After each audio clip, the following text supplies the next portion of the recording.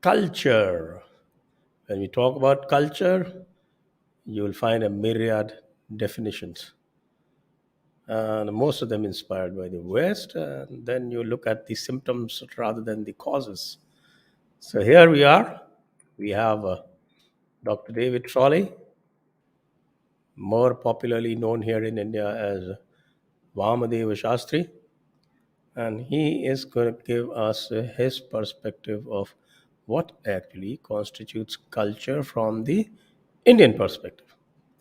Okay, so please subscribe to the channel, and also please do help us with some contributions. The link is there in the description.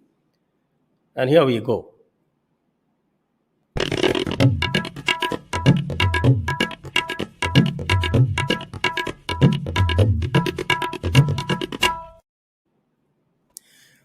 Namaste and welcome, Sri Vamadev Shastri.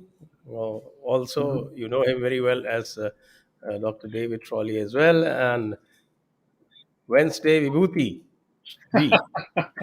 Thank you. Thank you. Namaste. Namaste. Namaste. Very good to be with you, Sanjay, and also Vibhuti. Thank you very much. Very It's a pleasure to see you live, and have been a great fan of yours and your contributions.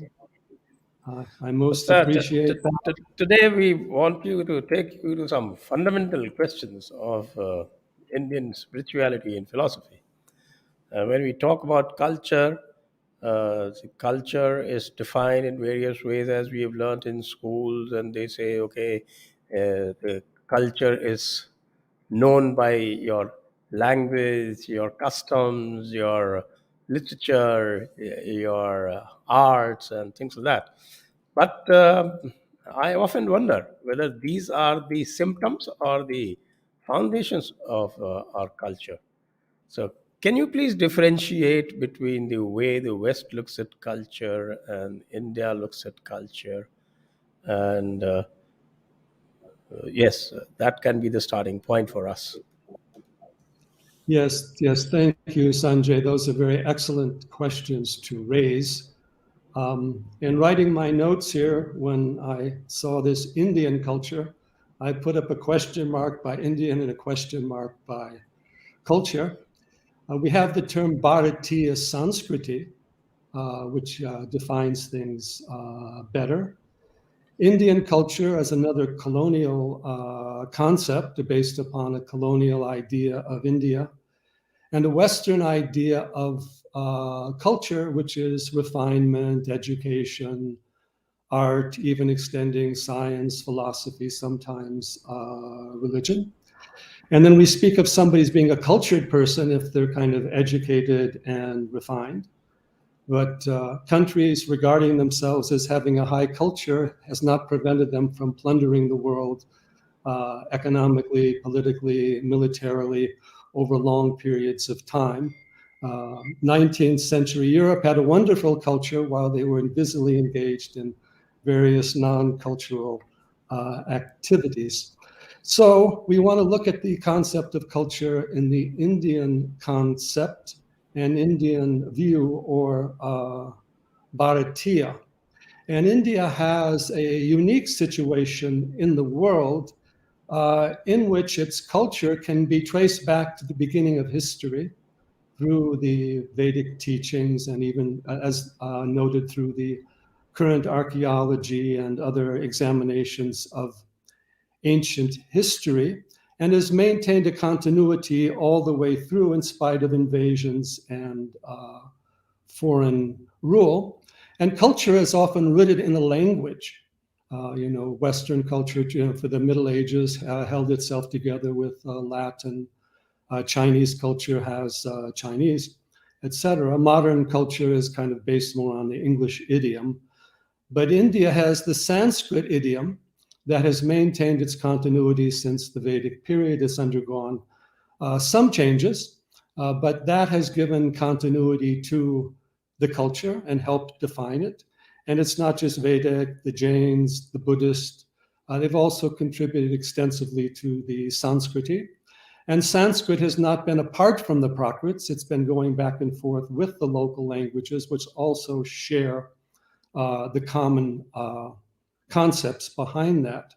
So we have a foundation of the Indian culture, or Bharatiya Sanskriti, in the Vedas, going back to Rig Veda. All these prime concepts we have: dharma, karma, prana, atma, chitta, Brahman. So many things are there, and also values, satya, so many things. So that foundation has gone on.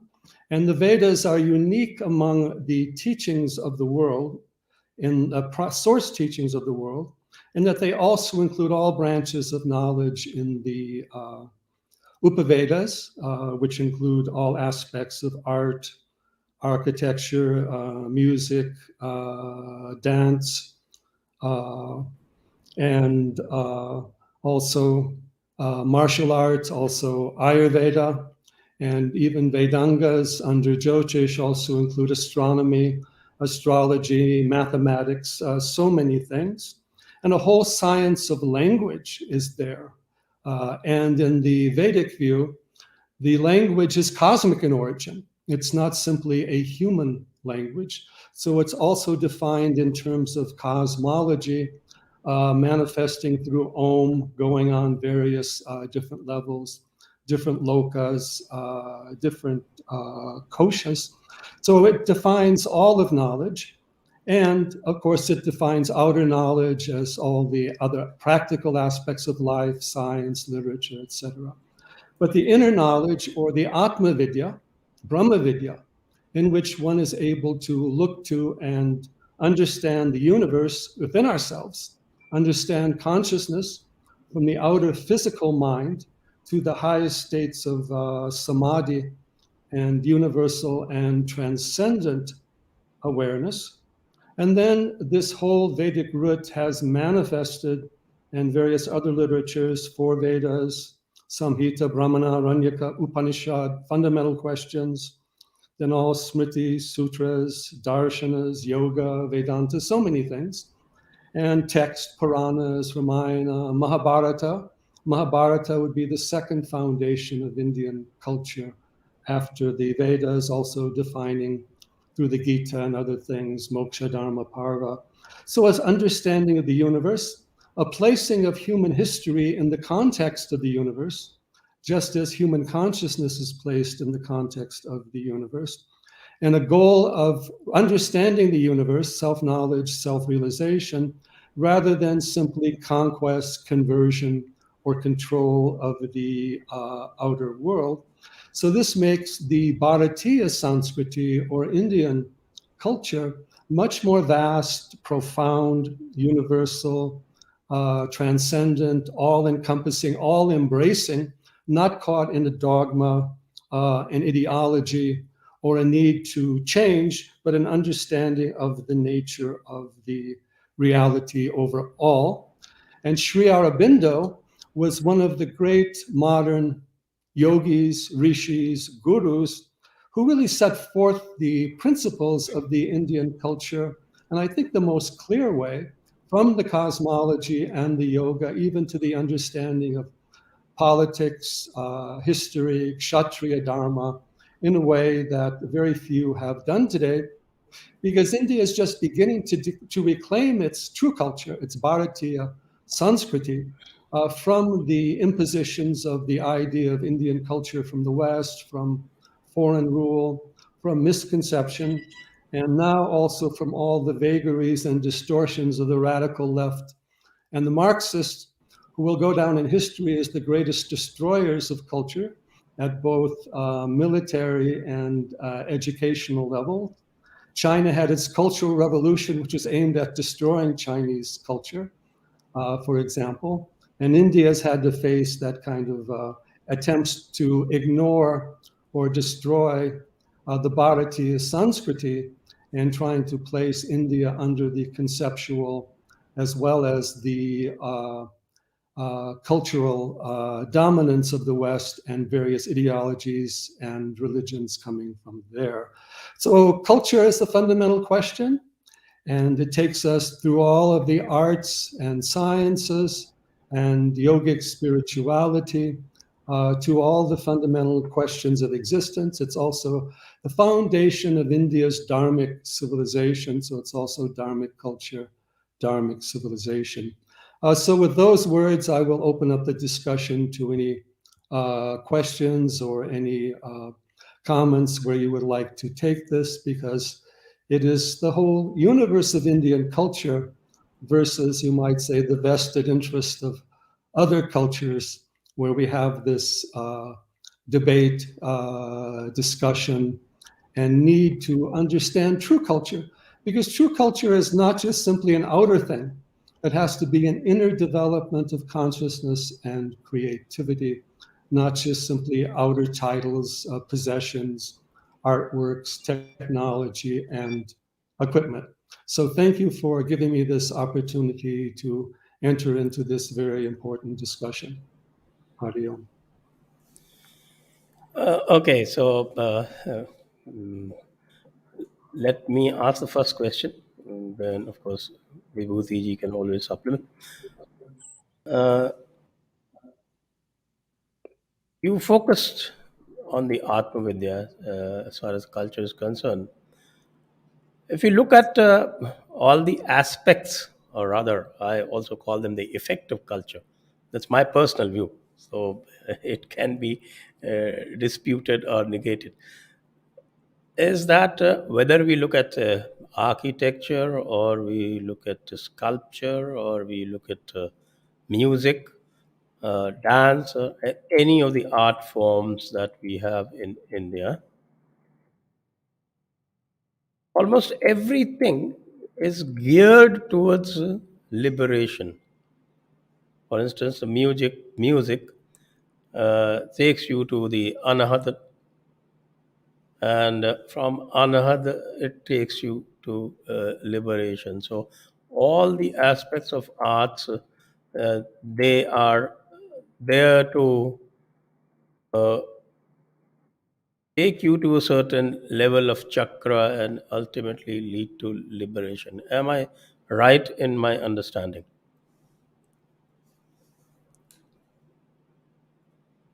You're muted, sir. Okay. Do I need to unmute? Now you're unmuted. Now Okay, I can hear fine. you now. Okay. Yes, thank you, Sanjay. That's a very, very important consideration. The Indian culture, or the Bharatiya Sanskriti, is the only culture where all aspects of culture are paths of yoga and ways of self-realization, and approached in that regard more as a sadhana than as a commercial venture or an intellectual venture, or what we could say in the Western term, merely a cultural venture, which is often ornamental in the Western world. In Indian culture, it is essential or fundamental.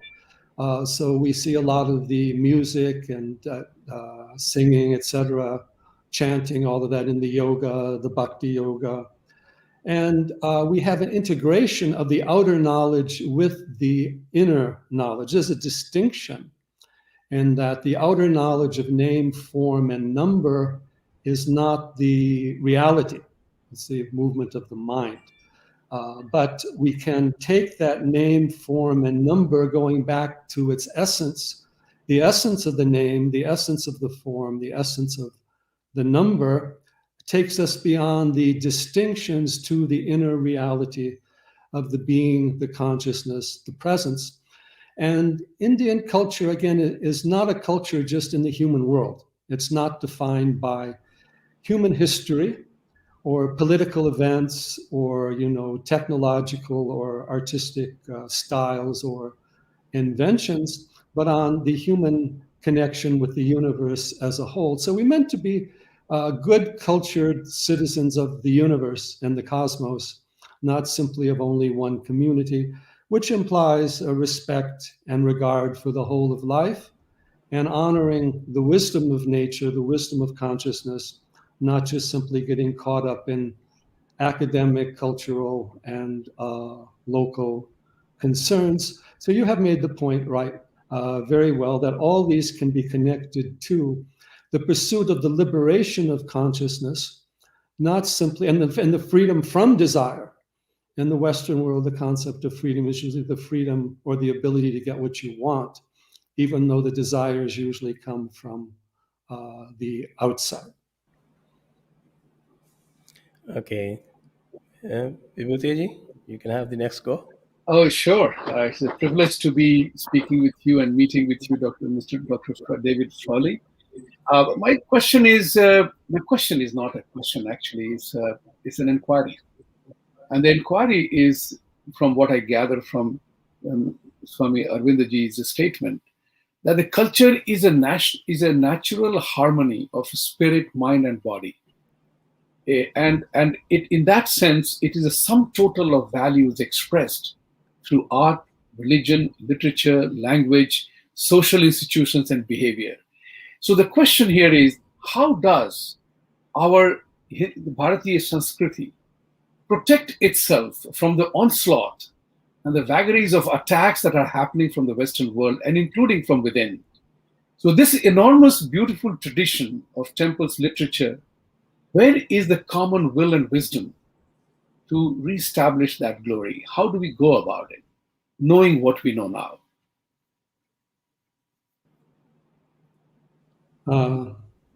Yes, Vibhuti, these are very important questions to examine.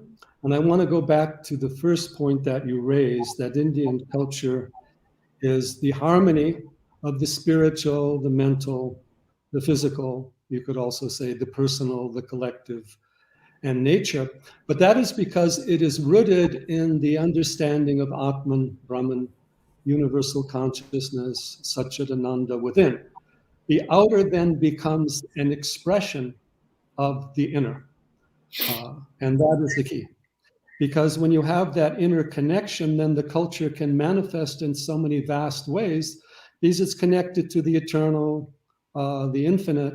It is not just simply rooted in human location and human time. And the problem then arises is that the Indian culture, Bharatiya Sanskriti, with this different world view, is being confronted with worldviews that are hegemonistic, that want to control, to conquer, that want to redefine Indian culture in their terms, in which it becomes reduced or even negated.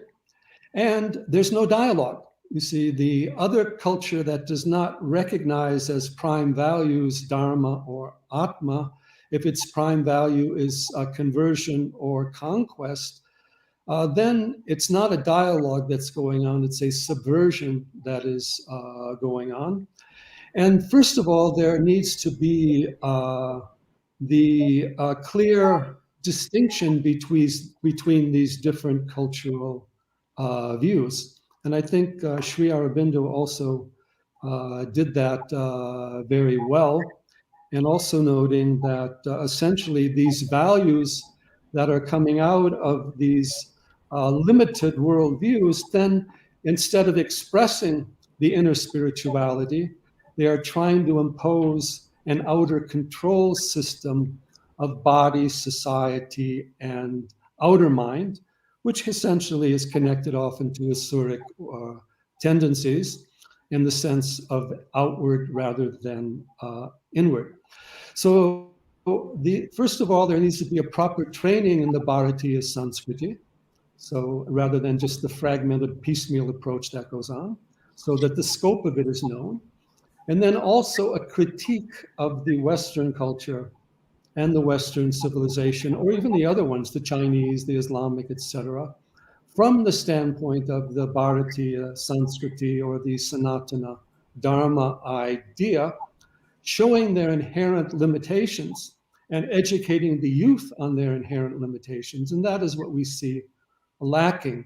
We often see a battle at various different points of view, or we see a consideration on various specific topics, or we see approaching the civilizational challenge as defined by the Western civilizational values of human rights, freedom, self-expression, all these things that are propounded as universal, but they're not, and also that have this different definition of humanity.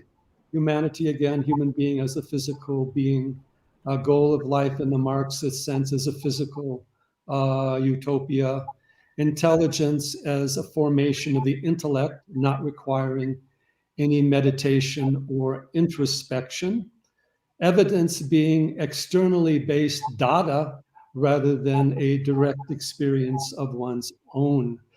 And so the problem is this India and Indian thinkers, and of course the youth and the population have not been taught these distinctions and know how to protect themselves. In fact, there's been the tendency to take this universal view of the Indian culture and embrace forces which are not universal in their orientation, to open up your doors and your houses and friendship to people who have a very well-stated agenda to take over who you are and what you're doing, and even to convert your children.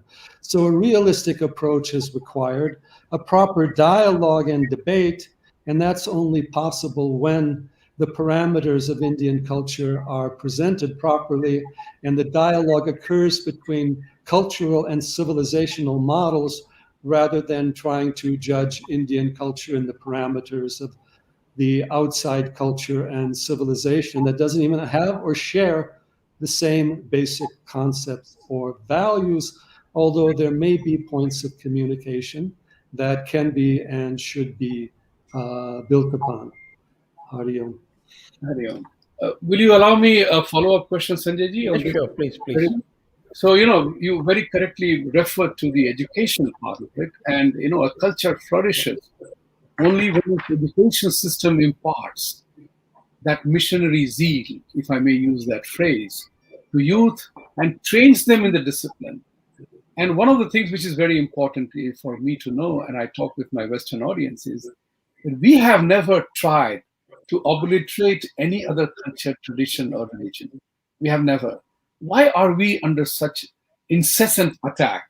What is the reason that drives that attack on us? And secondly, is that what holds back the Hindu leadership of today to bring back the education, which is vital for regeneration of youth and revitalizing the youth in understanding our own Sanskriti? The basis of the attack against the Indian culture is, of course, coming out of groups that for centuries were aiming to convert, to conquer, or to economically benefit from India. So they had very clear agendas. They also had a culture of their own, and the cultural values were as such that the Indian cultural values were outside, alien, or different. So there wasn't a proper understanding of them. And they didn't want a proper understanding because that could then undermine the logic of their attack.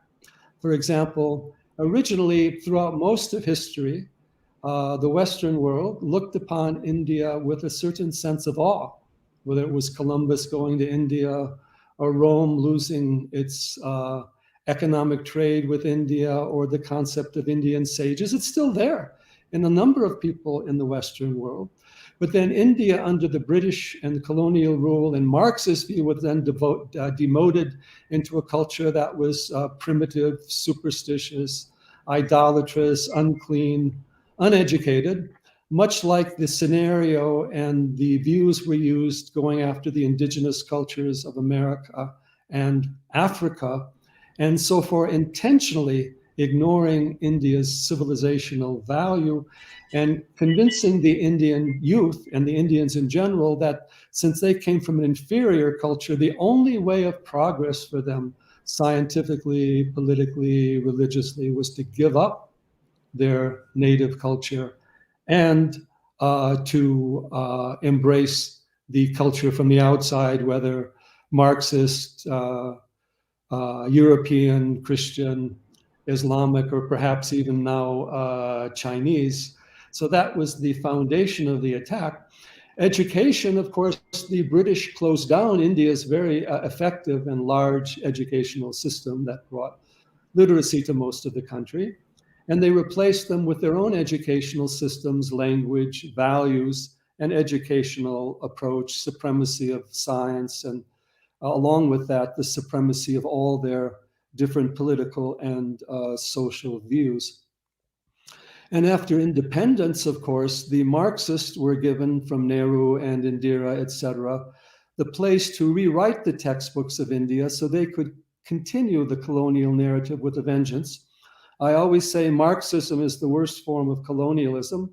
It's done the most damage to cultures all over the world and eliminated them from China, Tibet, so many places, and of course, Americas, Africa, everywhere else. And so the educational model has not fundamentally changed at the level of culture.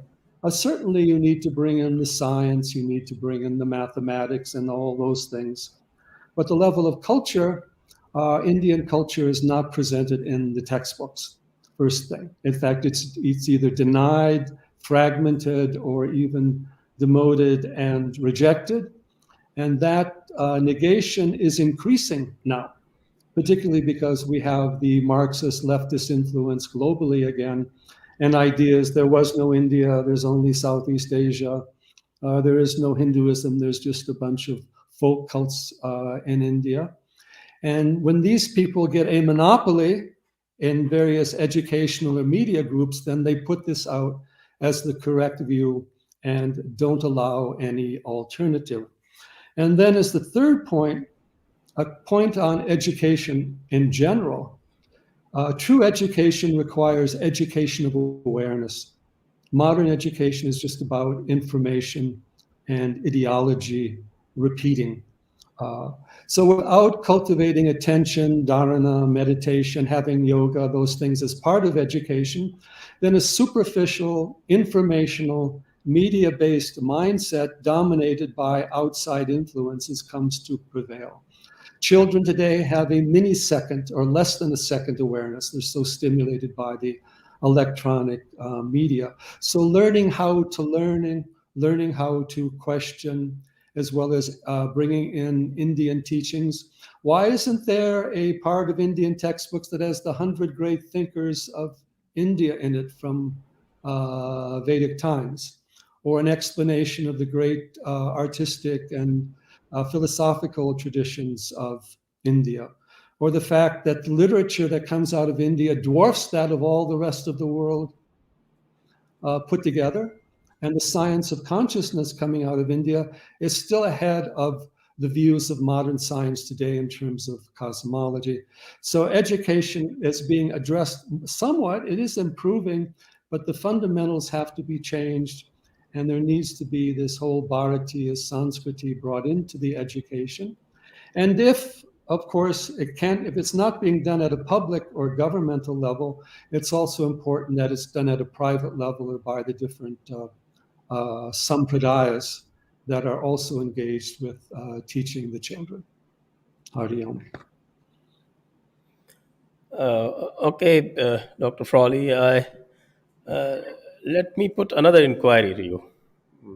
And that is in terms of the very basic concepts. And I put it to you that all our concepts of spirituality and liberation and highest consciousness, they are probably preceded by certain even more fundamental concepts. Because if you did not have the concept of cyclical time, then you would probably not get into the time loop and have the what is called the system of rebirth, and the system of what we call liberation from this time cycle is basically what we call liberation in the end. Similarly, if you did not have the multi-valued logic that we have in India, then you would not have probably got the multi-path approach to the problems of spirit and consciousness.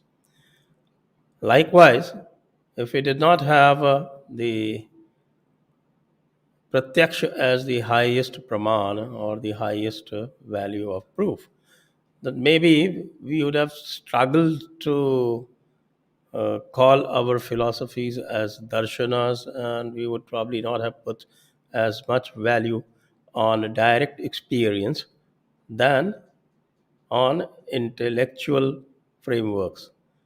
So, if we are an experiential framework as compared to the intellectual framework of the West, I think these are the fundamental values that probably define our culture. How do you look at that?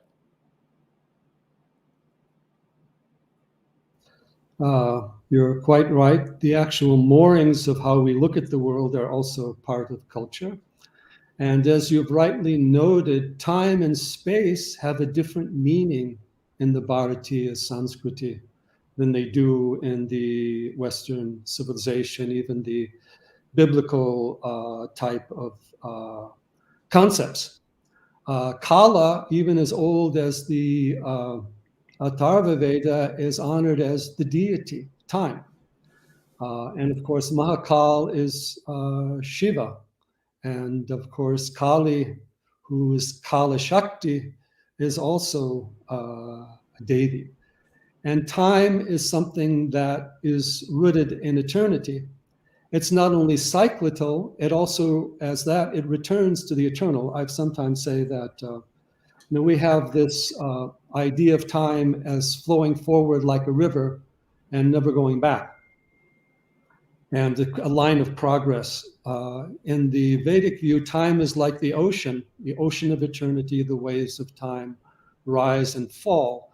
So the eternity underlies time. Progressive time, one place to the other, is not the understanding. Now, space or akasha has another meaning also in the Bharatiya Sanskriti. Akasha is not simply space or even ether. We have Chitakasha, space of consciousness. We have prana as a universal force, as the movement or expression of space or akasha. We have akasha as the primal element, not as a gross outer element, but viewing everything in the universe, including light, energy, and matter, as a manifestation or densification of akasha. And akasha as atma, or self-awareness, and also as ananda, or, we might say internal happiness, contentment beyond any external limitations. And even if we look at a science like Ayurveda, prana, the prana in the human being is connected to these subtle pranas. And the idea of the universe in the Bharatiya Sanskriti, it's not just the earth or maybe the earth and the heaven. We have all the different lokas and koshas, and a recognition there are many Brahmandas. We are not the only one.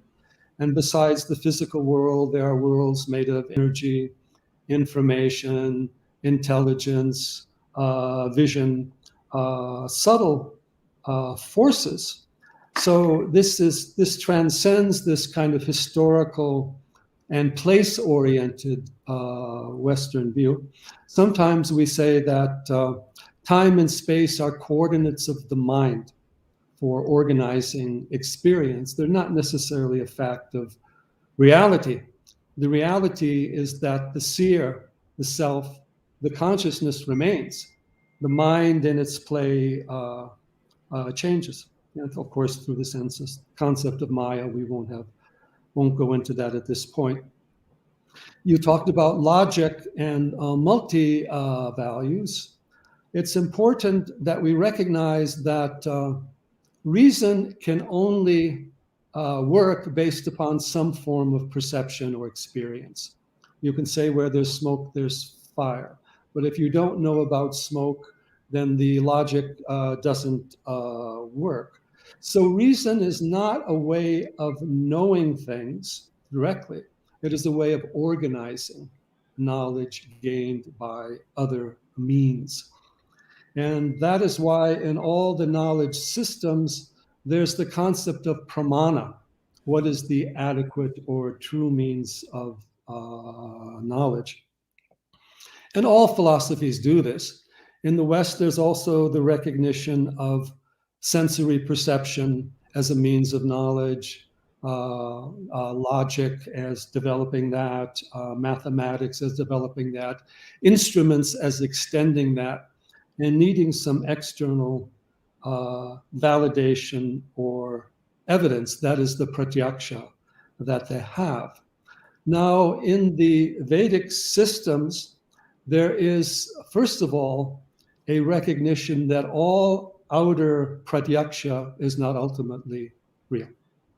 Again, it's name, form, number, sensory appearance. Our senses are limited. Relativity, for example, human being is a certain size, but that's relative to other sizes. So this understanding of the outer as an appearance. So in the Vedic systems and all the dharmic systems, there's the recognition of the samadhi pramana.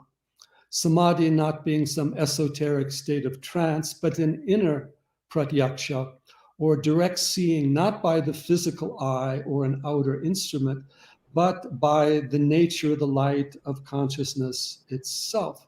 All the darshanas accept that, even all the Buddhists, the Jains, etc., also accept samadhi pramana. So that means the outer information we have, or even the outer concepts we have, may help us, can lead us to the inner perception if we practice the sadhana meditation, but they cannot substitute for it. So right now, the science we have based upon the Western models, it's also a global science now, many contributions, has still not made that distinction. It does not have a science of consciousness in itself. It has the science of consciousness as derivative of looking at the brain chemistry, and how things work outwardly. So unless one has this inner pramana, or this inner search, introspection, self-inquiry, meditation, then the Bharatiya Sanskriti is not going to make sense. Now, that being said, you can have the inner pratyaksha and the outer pratyaksha too. They're not exclusive of one another, but there is a prioritization that is always put forth in the Bharatiya systems. The inner pratyaksha is necessary for moksha, for liberation, for knowledge of one's true self, for knowledge of the universe, for knowledge of the eternal, knowledge of the infinite. The outer knowledge has practical value in all the things we need to do in life and society. It is quite necessary, but it doesn't take us beyond those outer limitations or show us the true nature of reality. So the very constructs of knowledge have to be questioned in the Bharatiya context. The very usage of reason, we also have this nitya vastu viveka, discernment between the eternal and the transient. That is a reason, that is a rationality. But it's different than rationalizing inside the transient as to what is more real than the other inside the limited realm of time and space. And developing of a higher intelligence, which is called buddhi, vijnana in the older text, and something that is not intellect. Something is based upon the inner experience, not simply outer information.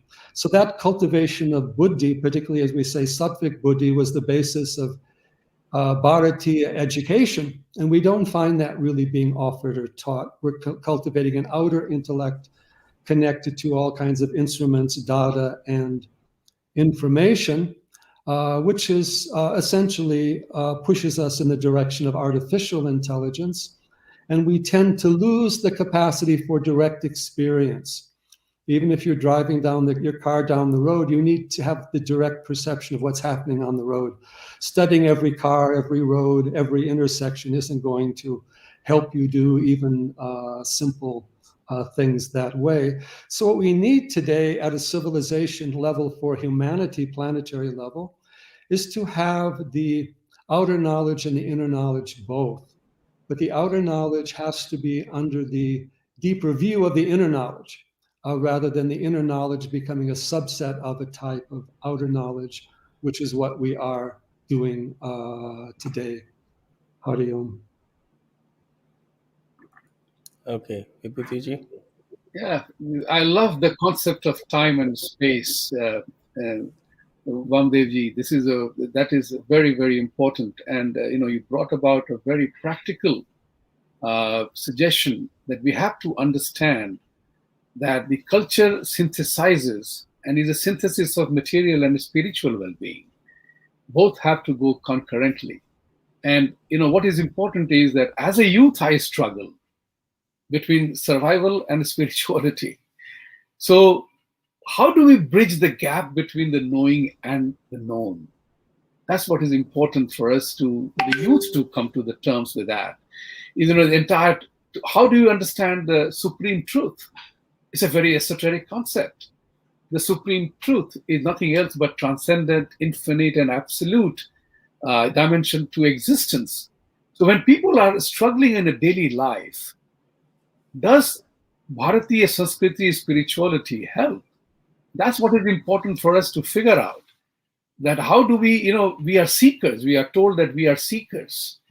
We are 1.3 billion seekers without bringing together the combined force and energy of this 1.3 billion. So the question arises for me is that how does an institutional framework, can there be an institutional framework that channels this energy towards a common whole? Yes, Vibhuti, these are very important considerations. One thing I would like to do, first of all, is I have trouble with this term spirituality. And it's often identified with religion in the Western world. Even in America, I've run into people who say that evangelical Christianity is their spirituality, their spiritual path. So we have the term adhyatma, looking at what is relative to our inner being or inner nature of reality. We also have a term in Western thought as mysticism. There are many types of mysticism. We have to understand that the adhyatmic dimension is knowing who we are and our essential nature beyond the conditioned mind, as the witness, the seer of the conditioned mind. So then we have we would call it yogic or adhyatmic type, or even Vedantic type of spirituality, Atma Vidya. So that is makes more sense in the sense that the Atma is the ground of the mind, our being, Brahman is existence itself. We as human beings don't know. We're lost contact with our being and our existence. We're trapped in phenomenon and outer things. And one thing important to always recognize about the human being, as human beings, we are primarily social creatures. The mind is also largely a product of our society, education, and socially based language. We want to be in harmony with the people around us. And even look at today, people will mutilate their bodies and change their minds and thoughts in various ways in order to gain social recognition. There's a long history of that. So we have to understand, go back to the ground of our experience. Atma is the ground of your experience. Yourself comes first, the mind and other things come later. The mind is judging time and space. We have a concept of history, but that history and education through history is largely a fabrication of certain cultural values. Bharatiya traditions, we have the sense of sacred or dharmic history connected to cosmology, space, sacred space, or connection of places on earth, sacred sites with the structure of the cosmos and the universe. You raise the issue of knowing and the known. known also, we have to, what is our instrument of knowledge? For example, the best telescope in the world is not going to let you see things that are very small and close to you. It has a different instrumentality. Our mind is an instrument. It has various capacities. Our senses have different instruments. What can that sense or mind know? Something limited, something outward, something tangible. So that needs to be understood. So what we call the known is name, form, number, memory, time, place, person. It all is defined in something limited or divided. Senses are not entirely reliable. In fact, senses are also connected to our willpower, our vital urges, our prana. We see things the way we want to.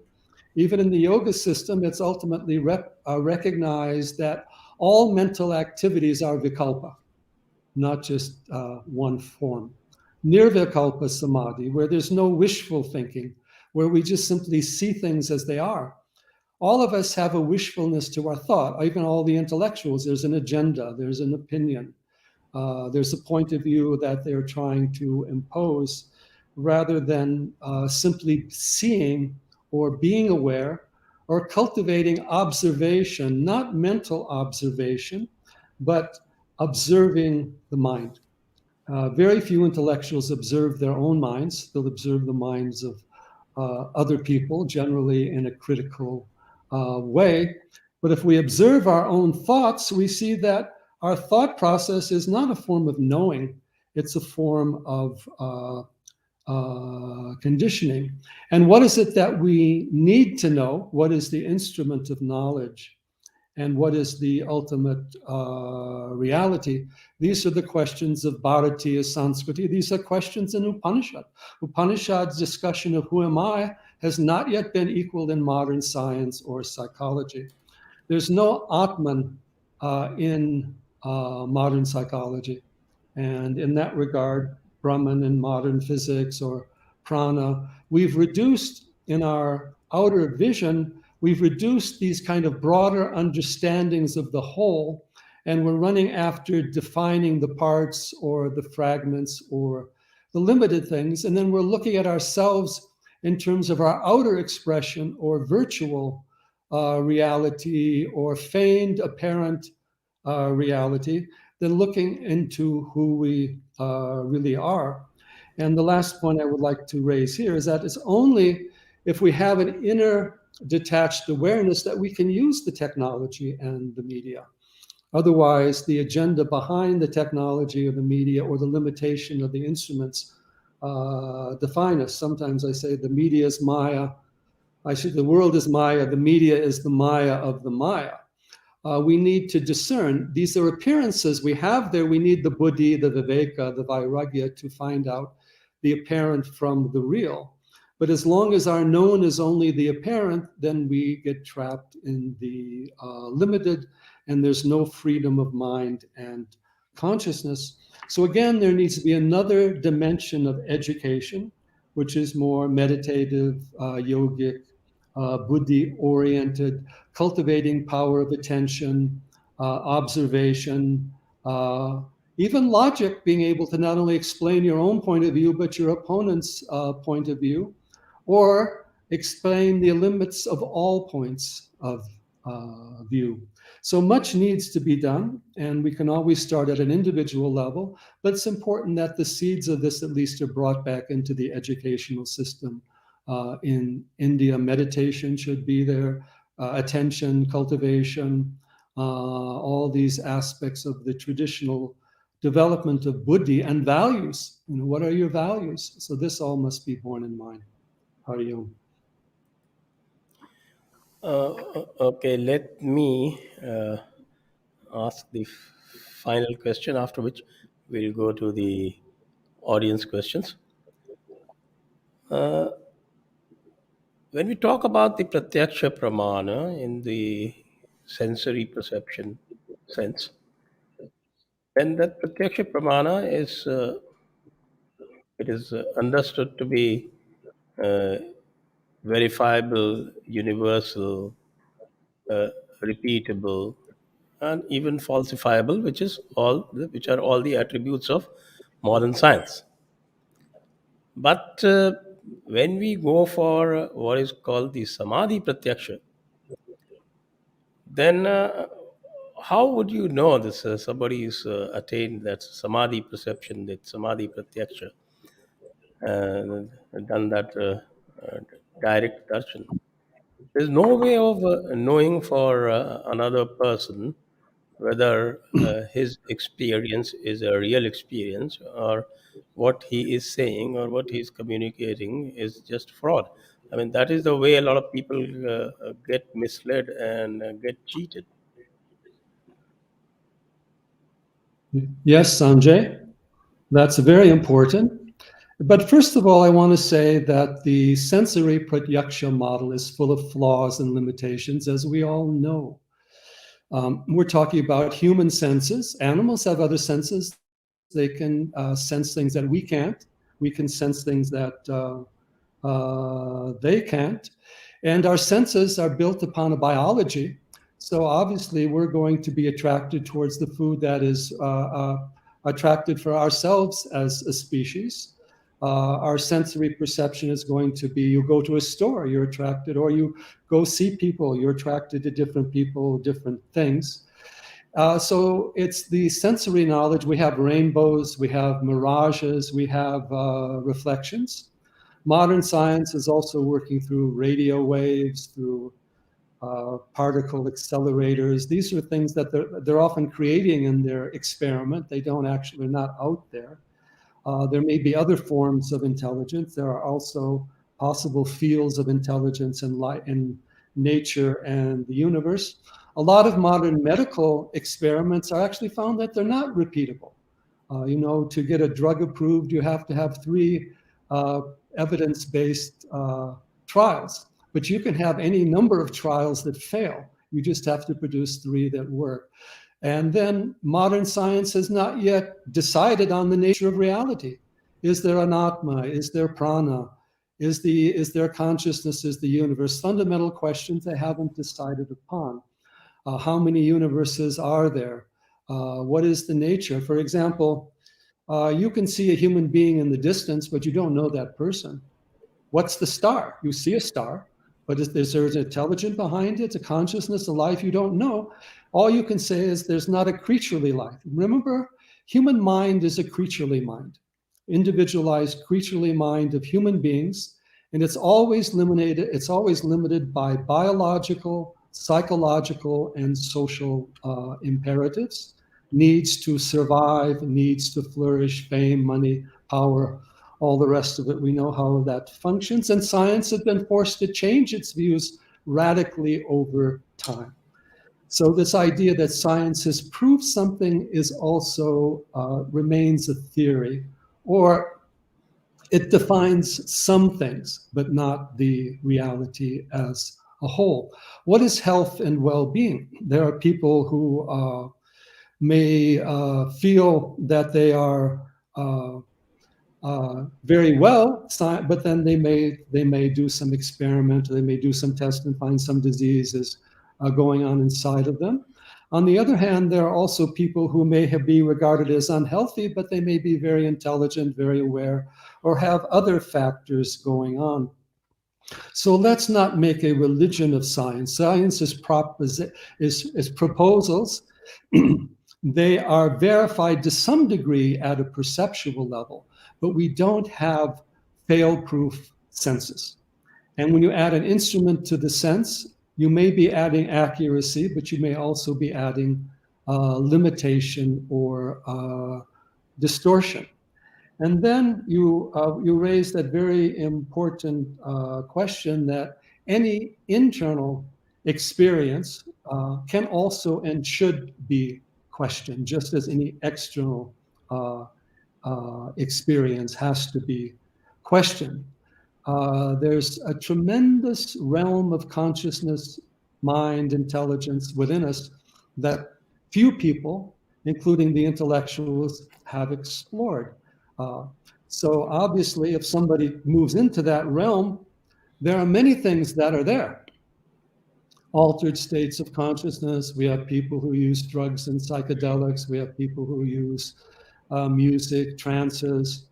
We have heightened emotions that can put people into altered states. We have mental disorders that can do that. So there needs to be a whole study of the science of mind and the science of consciousness. We do find that also in the Bharatiya tradition, whether it's in the Ayurveda, whether it's in the Vedanta, the yoga. There's a study of the Vikalpas, of the, I even remember one Buddhist sutra called the Sharangama, discusses 100 different types of false samadhis or distortions. We also have a recognition of subtle planes of existence, dream worlds, dream distortions. So this has been addressed, but because there's been so little objective study and practice, that these distortions can exist. And unfortunately, people in the so-called spiritual realm can be even more prone to wishful thinking than people in the scientific realm. And you have to understand that the Adhyatma Vidya means knowing oneself, of course. Nobody else can tell you who you are.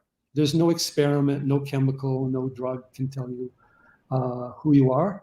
No set of memories, no set of statistics. These are things you do or how you manifest. So the Atma Vidya or self-knowledge is based upon and requires questioning all the illusions of the mind, including the mind itself, the mind's pramanas, thoughts, the I thought, the other thought, the object thought. All these occur in a field of unitary awareness, or you couldn't correlate them. What is that field of unitary awareness? So in that regard, there also needs to be a revival and continue education in these systems like Vedanta, some of the Buddhist systems that really do explore the different aspects of the mind, and also the idea of questioning. In the traditional systems, the guru is to be questioned. All things are open. The guru is not simply to be followed and believed. The guru is not simply to be a proxy. I surrender and you do it for me. That's the childish attitude to take guru as teacher. You have to do the work yourself. Someone can guide you in the process and help you along the way. I give you the tools. There is the knowledge systems have been preserved. The Shastras are there. So it's very important that we look at the Samadhi Pramana in a new way. Again, it's not simply a trance, it's an inner pratyaksha beyond the senses. Nature of consciousness is seeing itself. The mind can only know things because the light of consciousness is projected or reflected through mind. Mind is an instrument like a computer. Mind is already semi-artificial or conditioned intelligence, but it can only operate because there's a deeper intelligence that is truly real, continual, and unlimited.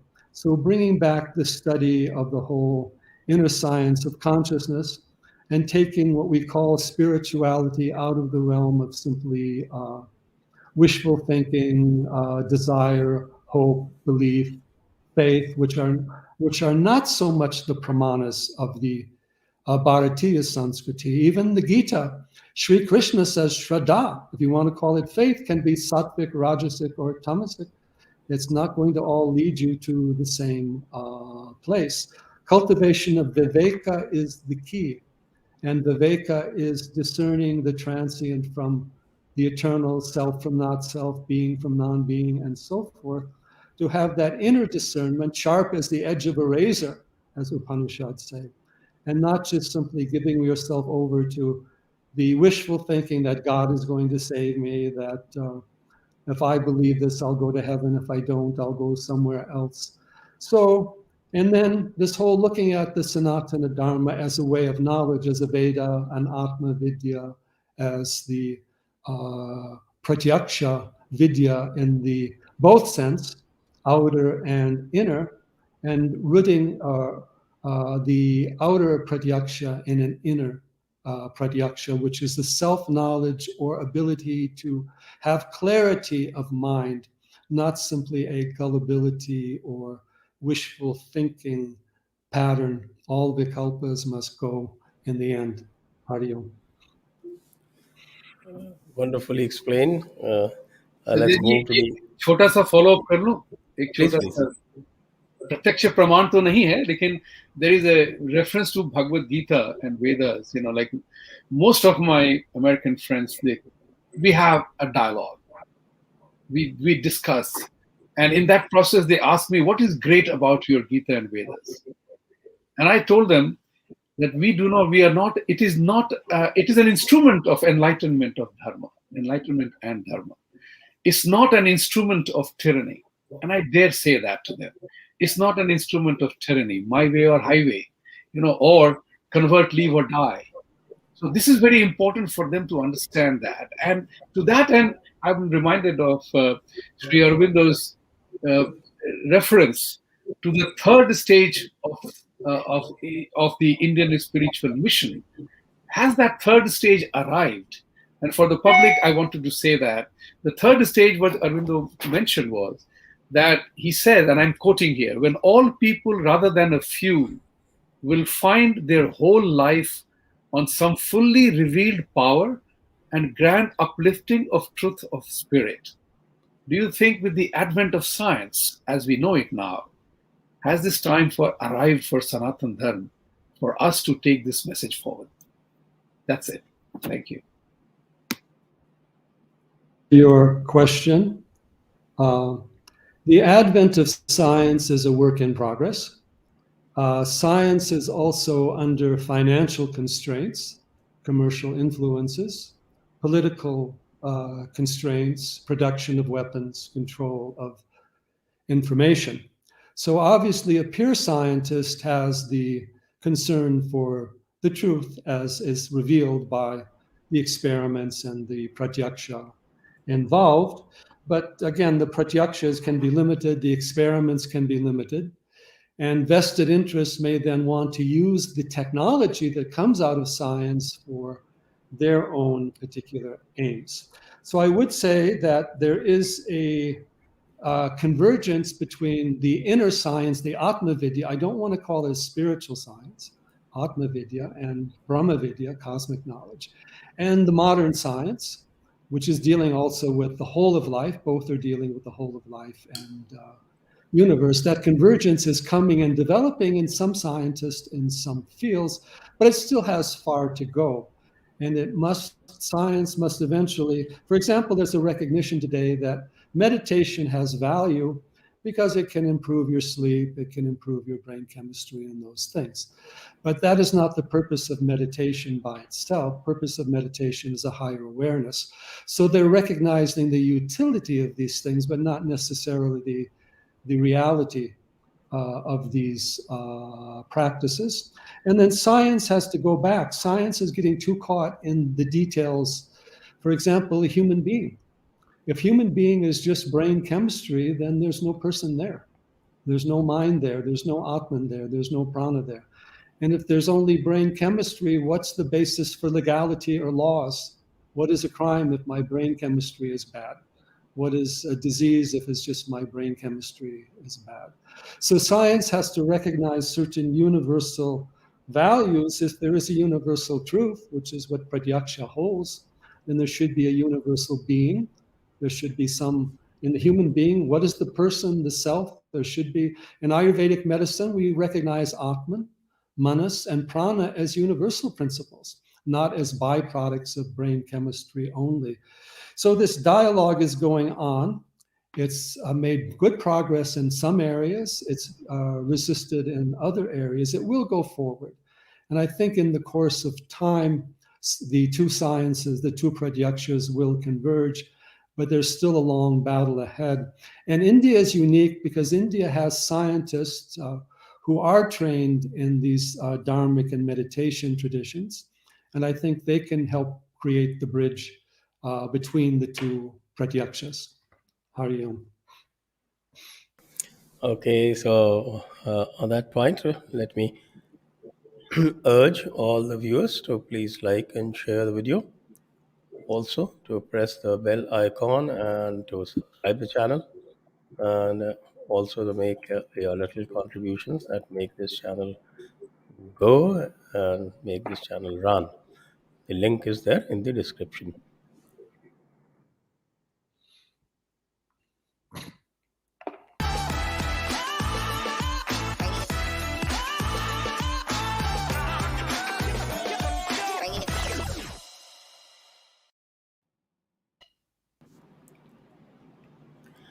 Okay, Chaitanya, Vibhuti, sir, since America has a living constitution, what would be an Indic culture-based constitutional interpretation if ever made? Well, I don't know whether it is strictly related to the topic, but you can have a shot. Okay. Muted. I will not take the shot at this question. We have Mr. Frawley here. Why not? He say that. Well, well, what I'd have to say is, if he's talking about creating an Indian constitution, there is a half-created Indian constitution that is already there, that needs to be finished off and needs to go back to its values. There was a great guru, Kavyakanta Ganapati Muni, was Ramana Maharshi's chief disciple, who did a Sanskrit version of an Indian constitution. I don't think it was adopted, but bringing in the concept of Dharma and moving beyond the right and left ideas of the Western political thought and making the Constitution rooted in Dharma, both for human beings and the society and for the planet as a whole. Relative to the American Constitution, I always have one comment. American Constitution, life, liberty, and the pursuit. I mean, that's at the Declaration of Independence, I think. Sorry. Life, liberty, and the pursuit of happiness. What is life? You know, is there an eternal life? Happiness, is it lasting happiness? And liberty, freedom from what? So what's happened is you have liberty in the sense on a commercial political level to some degree, but the inner freedom isn't there. And what is the pursuit of happiness is sorrow. It means you're running after it, and whatever you run after runs away from you.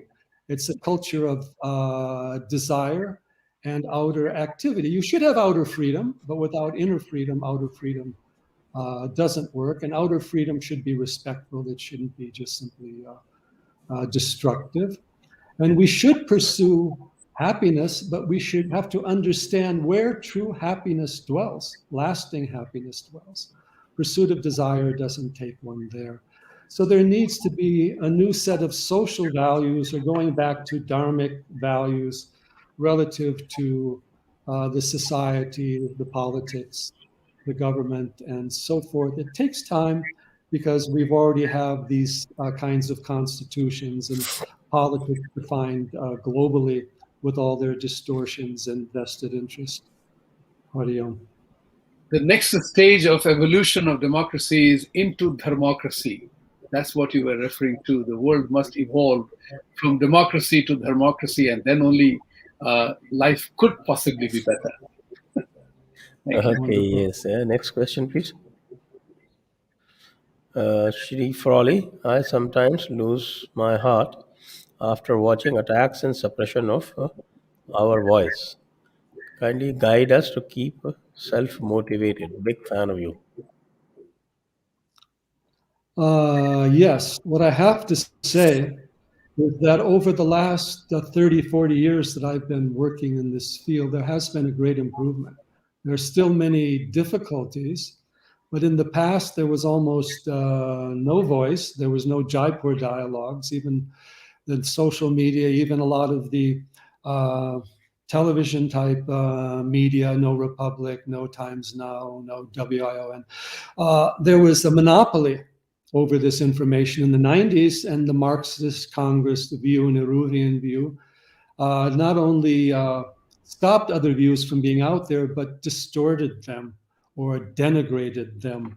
I remember when I brought out a short pamphlet on the myth of the Aryan invasion, the Outlook brought out, no, it was The Week in India, brought out an article on these new thinkers. And for questioning the Aryan invasion, I was called the well-known fascist William Frawley. Of course, William is not my name. And my views overall are regarded as liberal, or at least, ecological and vegetarian, all those different things. But that monopoly was there. And so there has been an improvement, but of course, more needs to be done. At the same time, in the Indian context, there's been more of an improvement. Globally, there's now a fear of India rising. So there's now certain political negativity about India coming up in areas that weren't so concerned before, particularly with groups that represent what they call the left or the far left today, or and often have a Marxist influence. They resonate more with the old Nehruvian views or even colonial views. So they're still kind of trying to suppress the voice. But we have to keep the voices going, and there is a bigger voice today. We have to be willing to speak out and to question, but also to question not from a state of emotional turbulence, but also with clarity, knowledge of what has actually been said, and going on, exposing the hypocrisy going on. There are many good writers doing that. So let's put more into the effort. And I tell you this, you can't lose heart because there's nothing else there. I mean, it's like you can't, you have to understand the reality. You can't say, well, if only the unreal is here, well, that's not an option. So we need to go forward recognizing that humanity as a whole needs a dharmic civilization. The current civilization models aren't working. It needs a dharmic pratyaksha, yoga, meditation-based adhyatmic spirituality. The current religious models are not working. They may work for people in the outer world and giving them money, power, control, those things, but in the inner reality, they are not working. So you have to speak up, and we have intellectual and intelligence-based tools that they don't have. The shastras, the cultivation of the mind, the cultivation of logic, cultivation of expression. There are tools there that can also be used and explored and expanded. And you have to make your point of view felt. Being silent doesn't help. I'm not saying you have to have a riot. What you need to do is be able to question, to dialogue, to debate. Why is it that, for example, Hinduism is the third largest and it's the oldest religion in the world? You could say more people have been Hindu in the course of history than any other religion because it predates the other religions by some centuries or thousands of years. And yet in any discussion, there's seldom a Hindu point of view there. And if there's an addressing of Hindu issues, it's by non-Hindus or anti-Hindus or former Hindus or even those trying to convert. So challenging the distortions that are out there. Some people say there's no Hindu phobia. If that's the case, why can't the Hindu voice be heard? Why isn't Hindu Dharma presented by those who study and practice the teaching? Why is it that you look at textbooks throughout the world, the addressing of Hinduism, they don't mention any modern gurus. There's no Sri Aurobindo, Ramana Maharshi. There's a footnote on Mahatma Gandhi, maybe something else. And the teachings, the Vedanta, the yoga aren't mentioned or taught. They talk about the old colonial prejudices via caste and other factors or things like that. So the other point I would like to raise is we raised these questions with some Native Americans here and even some in the Black community about these distortions. And they said very clearly we had to work tremendously hard to remove them. Nobody gave us an open door. Help came much later. We had to go through decades of it, particularly now with Native Americans. We have Native American friends here. They have a village of 1,500 people with 20 different missionary groups working there, targeting their children. And we see that throughout the world. There's a resistance to these traditional, ancient, dharmic cultures. So we have to make our voice heard. We have to create allies. We have to have a long-term vision. And of course, you don't give up.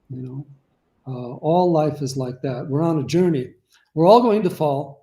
We have to remember to get up and keep going. That is the view. And there's been a lot of negativity projected on the Hindu thing. Oh, we're not going to listen to you. You don't have a point of view. There's the negationism. But when you challenge that, then it can be removed. Look at this lady, this Rashmi Sawant in, I think, Oxford in UK. She challenged them, and they had to finally say, yes, there is Hindu phobia here, and you were treated wrongly.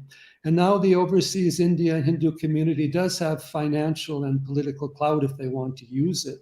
So they also need to be organized more. And the government of India can also call out these things. Other governments do, if these distortions exist. So we have to go forward. And the long-term vision belongs to us. The short-term history is always undergoing its unusual modifications. But we have to continue and recognize that progress is being made. But greater progress requires that we do challenge. We may have to be controversial. We may have to question. And we also have to question the Hindus who want to be too passive and too soft and too accepting of everyone. I'm all for accepting people. But how can you accept somebody who's targeting your own children for conversion? You have to question who they are and what they are doing. There are a number of issues I won't go into here. But a Hindu critique of Indian cultural civilization critique of the current civilization also has to be there in order for this discussion to really go forward. And that, again, is a work in progress, but progress is being made. Hari Om. Okay, next question. Guru Raj Deshpande ji, thank you. Pratap Ramachandra, namaste, honorable guest. David Frawley ji, can you please elaborate little bit on deep sleep state and the role of analyzing deep sleep in attaining knowledge? Yes, that is, of course, one of the key Upanishadic teachings through Mandukya and Prajnopanishad and others. I wrote a whole book about that recently, Yoga of Consciousness from Waking Dream and Deep Sleep to Self-Realization. In the Vedic view, and you might say the Indian cultural view, it's never been limited to physical reality. It's never been limited to our physical being alone. It teaches us that we have these four states. We have a different pratyaksha in each of these four states that we can develop. And to develop the highest Atma pratyaksha, then we must do the pratyaksha of these different states as well. And we must question all these different states. Modern science hasn't quite yet reached that state, but it's recognizing there are obviously connections between dream and waking, and between the dream activities of the mind and the waking activities of the mind. Many of us are half asleep or daydreaming, so the two states are being crossed over quite a bit. Without proper deep sleep, we don't have proper harmony of body and mind. But the Vedic thought went beyond those basic considerations, that there are subtler energies, as in the dream state, as in deep sleep. They're not simply physical. There are other states of consciousness. And essentially, we have in the Western culture civilization, it's again, embodied mind is what is the dominant factor. But as long as your instrument is the embodied mind, you're going to be limited by all the body-based needs and conditionings. So the Vedic or the Vedantic yoga pratyaksha, the samadhi, is moving from embodied mind to pure consciousness, which is regarded as all pervasive like space. Now, from the standpoint of the embodied being, embodied mind, that seems highly questionable. How can space be pure consciousness and pure intelligence? It takes an organism to be intelligent and aware, even to the limited extent that we human beings are intelligent and aware. And that's where the rishis, the yogis, went to a deeper level of inquiry into the nature of consciousness, also cultivating moment by moment awareness rather than just simply occasional attention to this or that, and the ability to observe thought, observe the mind, rather than just be involved in mental activity. Because mental activity has inherent biases via concepts, ideas, again, name, form, number, which are dividing the whole. They're very good for looking at the particular, but the whole, the total, the reality, the purna cannot be addressed from that particular point. So this concern in the Upanishadic teachings was not telling people to go to sleep. It's telling people to understand what is ever wakeful in you and in the universe as a whole, and look into the different levels of your own consciousness rather than just the different activities in the world around you. I'll say something very simple. Even the self that gets up in the morning, or the mind that gets up in the morning, is slightly different than the one who went to sleep at night. There are certain changes going on. We need to turn our vision within their inner senses, inner light, nada, jyoti. There are inner potentials, these are explained in Yoga Sutras, Yoga Vasishta. And we can experience these things bit by bit. We can work with our prana, our mind, our dharana, buddhi, all of that. And then when we have an experiential sense of this inner aspect, then we have more confidence in it. And we can also use that inner awareness to look at the outer world.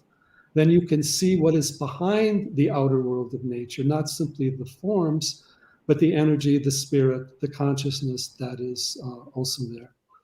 Hari Om. Okay, next one. Rishi Frawley, I am a great fan of you and in fact revere you for your Jnana Bodh. After following and knowing you, I am assured noble society is a useless leftist gimmick. Oh, okay, well put. Next, VJ Reddy, thank you. Thank you, sir. Thank you for your help and contribution. Rishi, what's the difference in meditative enchantment of Hindu practice and Buddhism?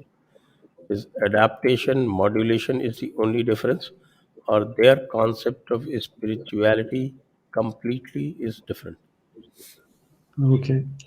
Not too long ago, a few years ago, I had a discussion with Lama Sempton, who was the main teacher at the Sarnath School of Buddhist studies, and also one of the main person who translates and works with the Dalai Lama.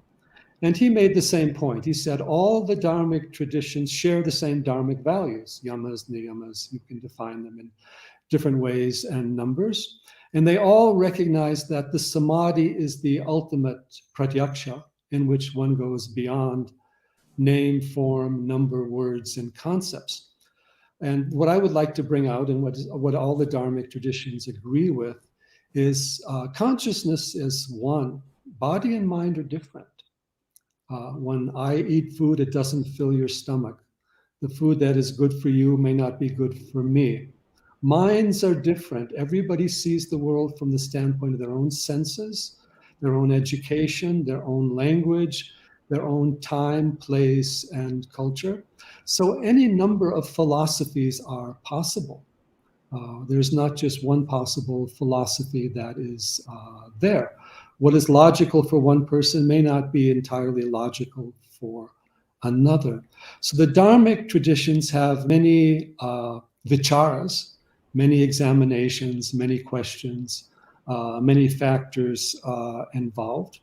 and Buddhist Jain tradition has that. Even within the Sanatana Dharma tradition, you have various philosophies, Dvaita, Vishishtadvaita, Sankhya Yoga. Slight variations are there, but the ultimate goal is to move to that inner truth and to understand that reality. And language also changes. I have a certain formula I like to use relative to the Buddhist and the Vedic traditions. The Buddhists say, there is no self in anything. Whatever you examine, body, prana, senses, anything, you won't find Atman there. Anatma, they say. The Vedic tradition says the self is not in anything. Whatever you look at externally is not the Atman. Even many Buddhists talk about self-nature of mind, self-nature of consciousness.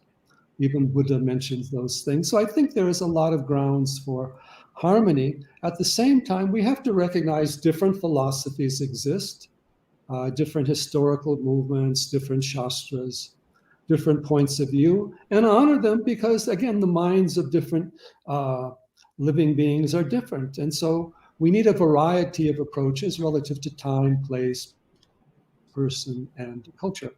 Sometimes people have said to me, on one hand, you're an avid proponent of Raman Maharshi and Adi Shankara, and there's Advaita Vedanta. Yet Sri Aurobindo, who you follow quite a bit, seems to have some different views about that. He has a world affirmative of Advaita and other things, and higher evolution of consciousness. How do you rectify or put together different teachings? And the first thing, my first response to that is a reality is not only a science, but also an art. A teacher's putting forth a certain path. So that path cannot necessarily be for everyone because there are different thoughts and concepts and times involved. Much will cross over. We don't say one artist is wrong because they used a different means of expression than another artist. So there are philosophical differences. There's also verbal differences that come up over time. Even terms like Atman in different contexts in the Vedic teaching has a different meaning. It can mean the body. Even terms, so many terms, even this whole concern for reality, there's the recognition not only of the Paramartika Satya, the supreme truth, but the Vyavaharika, the practical truth. No Vedantin is telling you fire doesn't burn, water isn't wet, be impractical. There's just saying that the practical world is limited. There's something transcendent beyond it. In the practical world, you have to deal with that. So the teachers are teaching a certain audience, a certain community, or a certain path. But I do think we have to recognize that the importance of evolution of consciousness and humanity and development of higher intelligence. And we have to honor both the sides and go forward. And for that, various teachings can help us, but we eventually have to master our own minds and lives and treat all teachers and teachings with respect, but go to the deeper meaning, not just the outer forms or introductory instructions. Hari Om. Next one. Rishi, in Hadron Collider project, scientists ended up calling God particles. Had they read and consumed Hindu index, they could have saved lots of money. Okay, yes. Interesting observation. Even Dr. C.K. Raju has something to say about these God particles. Basically, some kind of Christianity they want to put into it. Next. Cool dudes. Sorry for typo error in earlier question. Sanatan culture and Indian culture are same. If so, how can we counter the anti-narratives? Okay. That's what we're trying to do. Anyway, yes. Well, we have to understand and use the term Sanatana culture, Sanatana Dharma, Indian culture, and reveal the actual meaning, or as they say, Bharati is Sanskriti. And tell if you want to talk about Indian culture, you also have to talk about it in Indian terms. You cannot understand Western classical music unless you listen to the music, unless you understand how it presents itself. You can't approach it according to Indian ragas, or you can't approach it according to Russian folk dance, for example. These are different things. So we have to recognize the independent nature of Indian culture. It is its own point of view, and require that that is understood and expressed properly. And if we're going to understand the Indian culture, we have to use the Sanskrit terms. There's so many untranslatables, as we all know. And we have to understand the cultural model behind the Sanatana culture, which we have been discussing, not judging the culture by somebody else's standards. You can't judge Indian dance by ballet. They're not going to follow the same patterns. You're using the false, your approach is false, your instrument, your values, your concepts are inappropriate. And this has been happening all over the world, recognition that other cultures are different, and we have to recognize how they see the world and what they do. And in that respect, the Indian culture is the largest, the oldest, the most detailed, the most diverse than all the others, perhaps more than all the others put together, because it is based upon not simply an outer tolerance, but a recognition of an inner universality and transcendence. Hariom. Okay, next. Rishi, I think common DNA theorist Mohan Bhagwat knew that Frawley is coming on JD, so he suddenly spoke of correcting Itihas Gyan based on Hindu civilization. Any opinion? Well, I haven't read that statement. I just saw it after you mentioned it. So I think let us have a look at it carefully, then we will react. Next.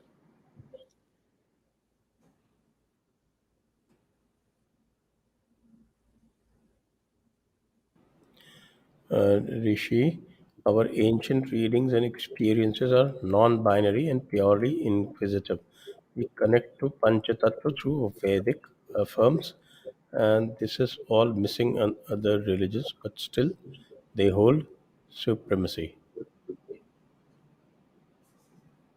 Let me make a few comments here.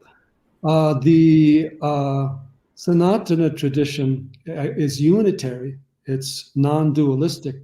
I wouldn't call it non-binary, because it does recognize certain dualistic forces behind the universe.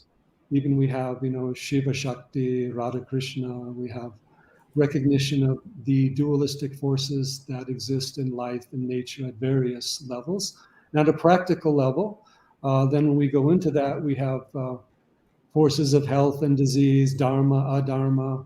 So we do recognize binaries, forces in nature, but we don't recognize any ultimate duality behind existence as a whole, or behind our own identity. You are who you are. You are your unitary being.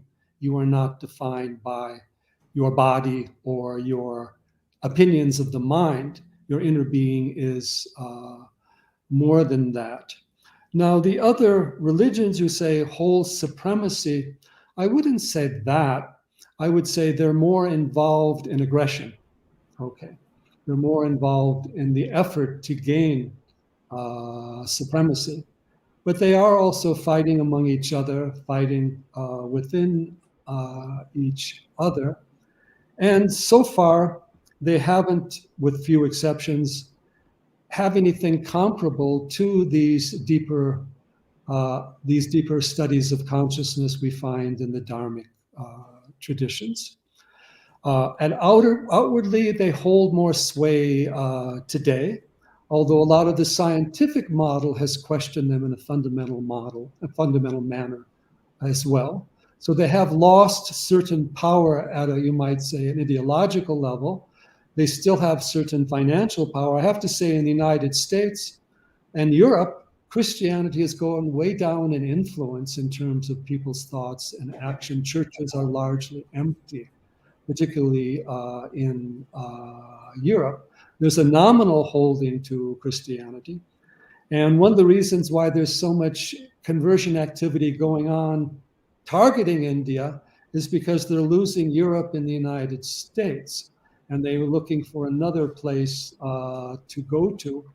And in the process, they give people the impression that these Christianity is flourishing in America, but that is not the case. There are some sects that are growing. But overall, there's also a growing influence and appreciation globally of the Dharmic traditions, and that is continuing to grow. But as it grows, it also gets challenged at certain levels or expropriated at certain levels. So again, the Hindu tradition, the Dharmic traditions do have to be more assertive and expressive outwardly, because that is the world in which we live. If you don't vote, people don't take you seriously. Even in UK, the Muslim vote is sought more because they vote more in bloc. The Hindu vote is just starting to arise. In the last election, it worked. And now the politicians are are willing to hear the Hindu point of view. Some people say, oh, Hindu shouldn't be political, it's non-spiritual or whatever it is. There's nobody who's not political today. All the other groups, sometimes I raise this point, look at the number of activist and lobbyist groups of different religions of the world. Hundreds and thousands of Islamic lobbyists, Christian lobbyists, Jewish lobbyists, not to mention media spokesmen, and even Sikhs. There's only one Hindu lobbyist group I know of, at least in the United States, which is the Hindu American Foundation, but they're dealing with hundreds of other lobbyists being funded from other groups. So you've abandoned some of that outer Kshatriya Dharma, that's another discussion, and that has to be brought into play.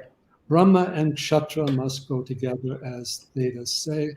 If you don't have the outer expression and outer education and outer assumption of ruling or guiding the society, then the inner teachings can't flourish because they're not in a favorable environment.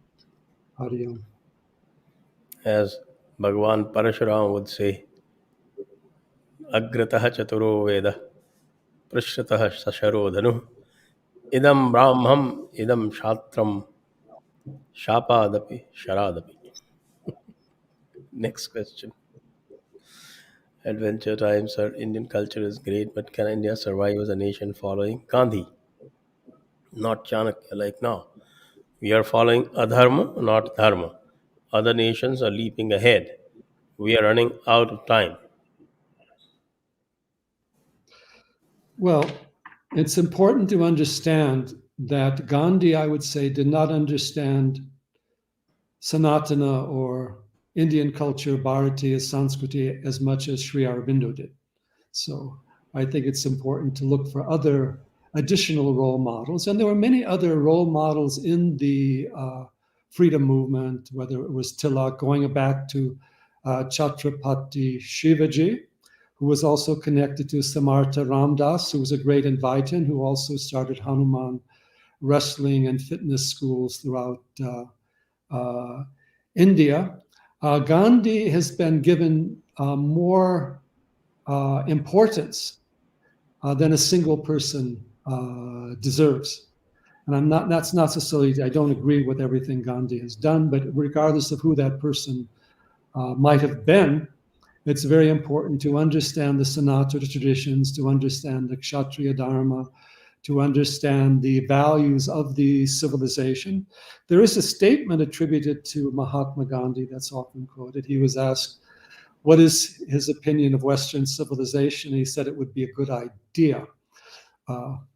This has been, I don't know if that is actually true, but it's been quoted to him a lot. He did question a lot of the factors of Western civilization, but he didn't understand his own traditions so well for various reasons.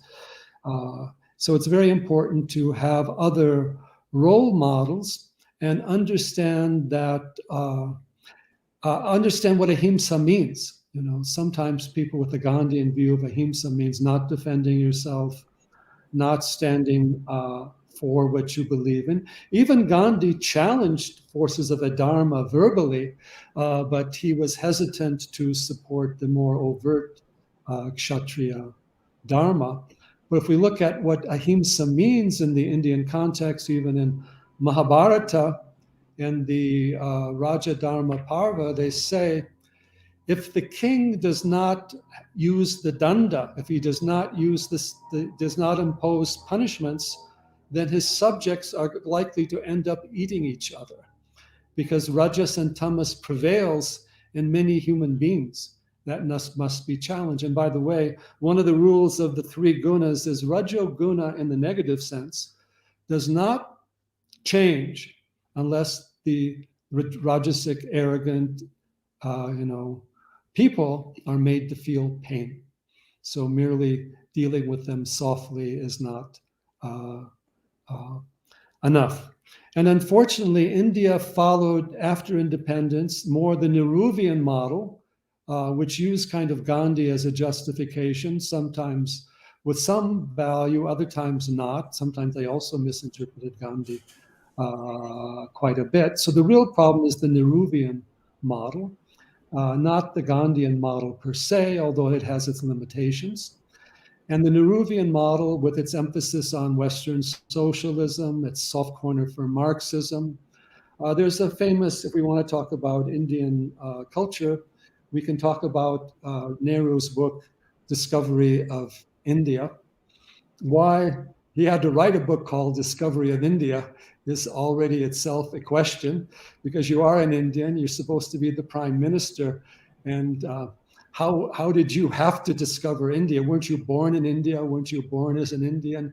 Isn't that part of your blood, your genetics, and your education? So if you read his Discovery of India, it is about other Western academics and scholars and the India they discovered, and Nehru kind of agreeing with them and maybe disagreeing with them on a few points. But the point I raised is that Nehru never discovered India.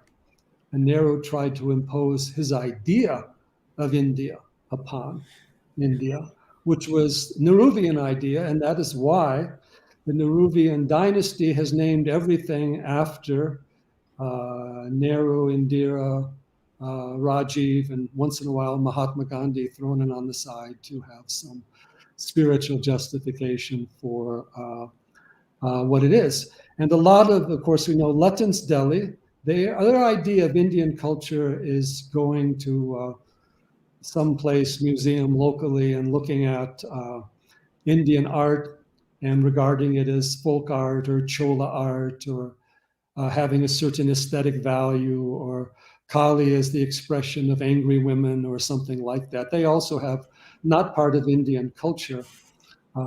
Their approach to Indian culture is either to pontificate against it or to condescendingly recognize it as a museum piece rather than a living reality. So one of the big problems in Indian education is that people haven't understood Indian culture, even if it may be around them. If you're not open to what you don't understand, oh, puja is just some superstition, Kumbh Mela is just a big crowd you want to avoid, where these funny Naga Babas come. This is the depth of the education coming out of, or the superficiality education coming out of a lot of India's Nehruvian intelligentsia, a lot of the academia, which knows more about Western literature than Sanskrit literature, which knows more about Marxist philosophy than Vedantic philosophy. I remember years ago, I was giving, maybe 30 years ago, giving a talk at the one of these clubs in Mumbai, and where they had a big Royal Society or whatever it was, and and the first thing they told me is don't be too harsh on Karl Marx, because people here have a soft spot for him. So I made this statement. I said, you could take all of Marxism and its philosophy, its literature, it wouldn't fit into a small part of the corner of the mind of any of the rishis, whether from Sri Aurobindo to Patanjali, Shankara, any of them. much less the Indian tradition as a whole. These are superficial, outward thinkers who believe only in physical reality, who try to interpret everything in terms of money, economy, sexuality, political, economic, history. And if we see that, we also see that there's not a lot of culture in the higher sense going on in these circles. So we need, as a humanity, to reclaim our deeper adhyatmic, yogic, and nature-based cultures as well. So India needs a redoing of its intellectual and educational systems according to its traditions, which are still flourishing in many places, in many good centers of Vedanta. Chinmaya Mission teaches it quite well. Swami Dayananda Varshavidya was close to Narendra Modi, very much into that. Shankaracharyas, we have Raman Maharshi, Aurobindo. We have so many sadhus, Swami Abdeshananda, so many are there, but we have to honor the teachings and bring that into the education, because the Indian education is to teach both the Vidyas, both the Pratyakshas, not just the outer, and it's to approach the higher Pratyakshas, like if religion can be a higher pratyaksha, it has to be based on some sort of inquiry, examination, science of consciousness. It can't be just based upon projecting wishful thinking. You believe and you're saved. Jesus is the only savior. There's only this type of God. There's only this type of prophet. That's not knowledge. It's not even necessarily culture. So both of these approaches of questioning the outer, everything should be questioned, but with the seeking towards a higher truth, not just for the sake of, going against what else may be there. And again, honor all the great sages, the great rishis, the great yogis, learn from them.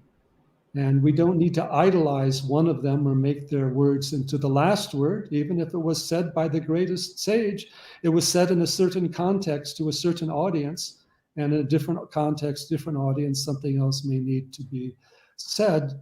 But these higher traditions, these higher pratyakshas, Sanjay, needs to be emphasized in education as well and given its place. Hari Om. Okay, about discovery of India, my proposition is that he was following the papal doctrine of discovery, and so he discovered India, and therefore he owned it, because that is the Pope's Yes. doctrine. It is owned by him because he discovered it. Next one. Rishi, what's the difference in meditative enchantment? No, this is done. This question is done. Yeah. Already done. This question already done. Done this question. I think we're nearing the ends of the questions. Okay, Hari Om, Gauri Dani. Thank you for excellent articulation. Okay, Gauri. MG, Chaple Patil, Patram Pushpam, thank you जी. जय श्री राम, हर हर महादेव. कृपया unbreaking India और फातवा आलमगीरी का हिंदी अनुवाद शीघ्र प्रकाशित करें. इसका advance booking शुरू करें. हर हर Mahadev, Vande Mataram. Next. Har Har Mahadev. Rishi, any of you three greats, please enlighten me why Joseph Oppenheimer quoted verse from Gita, I am the Kali, when first nuke bomb was tested in US. Did he say, I am the Kali? I doubt. I think, What was the verse that he quoted? he said Kala, the force of time. I think he's quoting the Gita as the power of the force of time. Right. And of course, it's a monumental experience, and also showing or letting us know that there are these very powerful forces behind the universe, and that what we see at the surface is not necessarily the reality. So all these higher Shaktis and powers have been explored also in the Dharmic traditions. not just the outer forces. Can you imagine? Look at if we could develop an inner power of direct awareness, then we would need all the technology. If we could control our own body temperature like a yogi, would we need all the clothes, all the environmental shelter, all the other things? What's the difference between a yogi in a cave and a caveman? According to the scientists, there would not be any difference. Maybe the diet.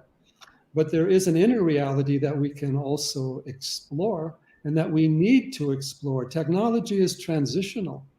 It doesn't, it's fulfilling certain outer needs that are important and certainly essential, but it is not revealing to us the ultimate reality.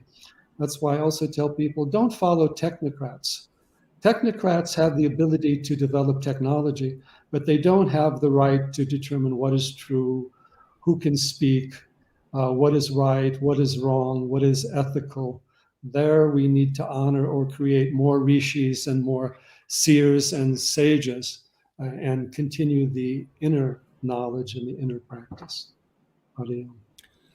Okay, the next question. I think this is the last question. So there are three kinds of sharir: sthul, sukshma, and a karana. Please elaborate these specially. Yeah, please elaborate these. Well, I would first of all like to say it's a big question, and I thank the questioner to think that I can elaborate these all so entirely well. But basically, we have our physical level, and that we can all see. We also have a subtle level of the mind, sukshma, sharira, as the field of prana. That is also there in the idea of linga, sharira, and chakras, and subtle body, and also in the deeper levels of perception, imagination in the mind, artistic energy, astral realms, even heavens and hells of different religions, people. There's a sense of subtle reality, reality of thought, reality of beyond the physical. Causal are forces that create at a fundamental level, ultimate powers, energy of time, space, beyond simply outer forms, but the inner laws, the inner powers, the ultimate dharmas, but is also buddhi, which is also mahat tattva, which is also the state of deep sleep, in which we are not aware of the outer, but we have the option to become aware of the inner. And the abidance of the cosmic laws, the dharma.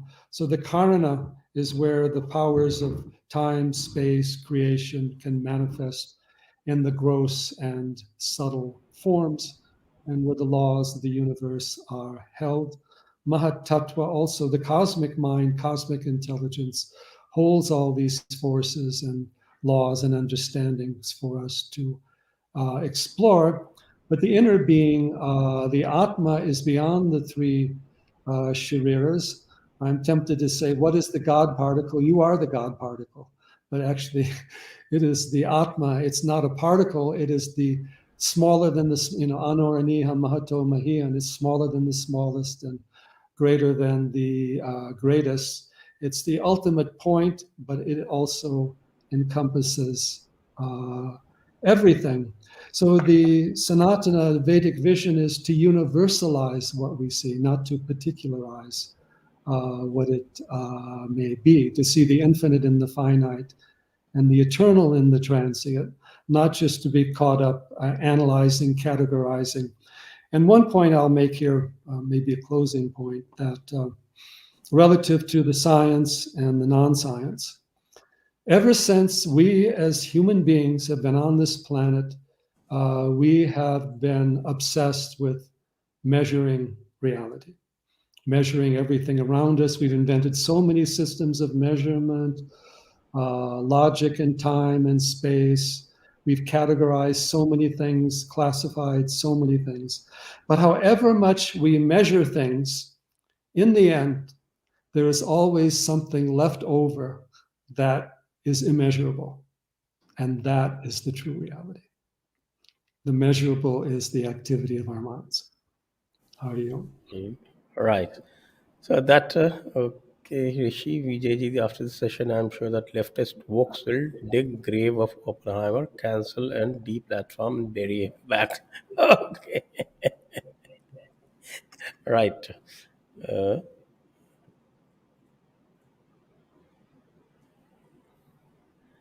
okay, I think this has already been dealt with. Vijay Reddy, we talked about Buddhism.